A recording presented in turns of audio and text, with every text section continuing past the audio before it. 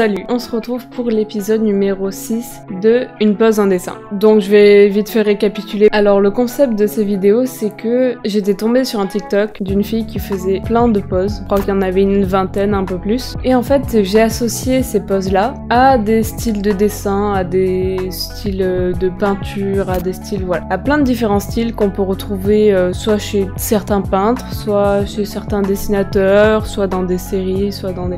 Voilà, donc j'en ai fait 5 avant, il y avait Tina Menzel, il y avait du Tokyo Ghoul, il y avait... J'ai oublié les autres, mais bon, bref, vous irez voir si vous avez envie. Et là, du coup, on est au 6e, et le 6e, c'était celui avec le style de Tina Menzel. C'est une artiste que j'aime beaucoup, qui m'inspire beaucoup dans mes dessins, dans mes peintures ou quoi. C'est une artiste canadienne qui a, je crois, la trentaine et qui va faire autant des tableaux immenses qui font 2 fois sa taille, voire plus. Autant elle va faire des tout petits formats, ça je trouve ça rigolo, et souvent elle peint, alors je suis pas sûre, je sais pas si c'est de la peinture à huile ou de l'acrylique. Voilà, je mettrai si je trouve l'info, voilà. Je crois que c'est de l'acrylique, je suis pas sûre. Et qui peint aussi des fois à l'aquarelle. Et voilà ce que ça donne. Et on retrouve comme élément récurrent, on va dire, dans toutes ces peintures, des corps. Ça peut être une partie d'un corps, un torse, une main, une partie de visage, ou alors des corps entrelacés, on va dire. Je vais essayer de mettre des photos, je vais être obligée à cause de YouTube de censurer certaines images.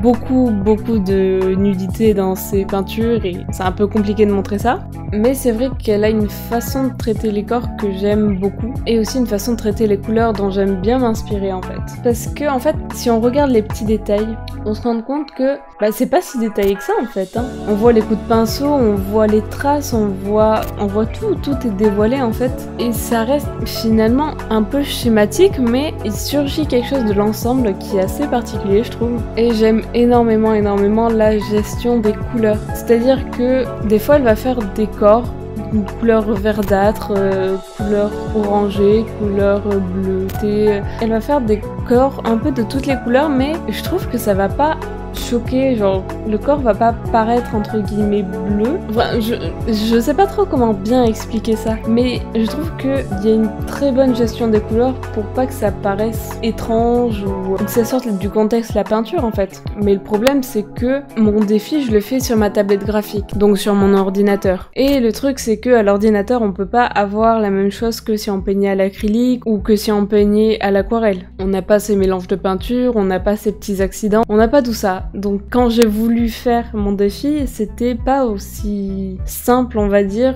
que de peindre sur du papier. J'avais l'avantage d'avoir à l'arrière-plan mon image, du coup je perdais pas de temps à replacer les éléments du visage, mais disons que j'ai pas pu avoir un rendu qui était pareil que de la peinture, c'est pas possible en fait. Ou alors c'est compliqué, j'ai pas forcément les compétences pour ça. Et du coup, ce que j'ai fait c'est j'ai essayé de garder cet effet de pas forcément faire des détails mais d'avoir des gros traits de pinceau qui s'affichent. En fait j'avais envie qu'il y ait quelque chose de pas forcément très abouti entre guillemets, et du coup j'ai pas fait de gros détails parce que c'est pas le but quoi, mais j'ai essayé de vraiment un peu refaire comme si ça avait été un tableau, c'est-à-dire que j'ai essayé de pas garder la même teinte à chaque fois, de changer très régulièrement de couleur, et du coup au final voilà ce que ça donne. Du coup voilà, j'espère que ça vous aura plu. Le prochain ça sera dans le style de Sailor Moon, ça donnera ce genre de choses, parce que c'est vrai que je trouve que dans cet animé il y a un style qui est un peu